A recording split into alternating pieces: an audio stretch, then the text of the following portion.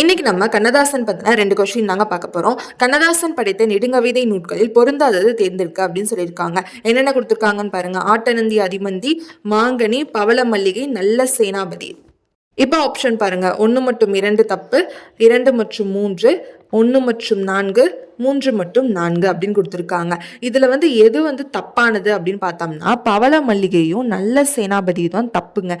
கண்ணதாசன் ஆட்டனந்தி அதிமந்தியும் மாங்கனியும் தான் எழுதியிருக்காரு. அப்போ இதுக்கான கரெக்டான ஆன்சர் 3, 4 மட்டும்தான் கரெக்டான ஆன்சர். ஸோ அதுதான் அவர் எழுதாதது, பொருந்தாதது இதுதான் கேட்டிருக்காங்க. இப்போ செகண்ட் கொஸ்டின் பாருங்க.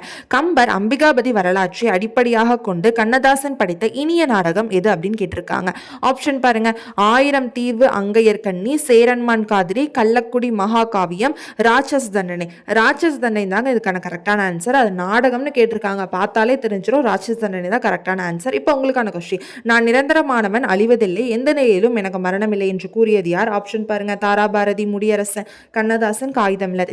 இதுக்கான கரெக்டான ஆன்சர் என்னன்னு சொல்லி கமெண்ட் பண்ணுங்க. இந்த மாதிரியான பிஓக்கு டிஸ்கஸ் பண்ண என்னோட சேனலை சப்ஸ்கிரைப் பண்ணி வச்சுக்கோங்க. Thank you so much. Bye bye.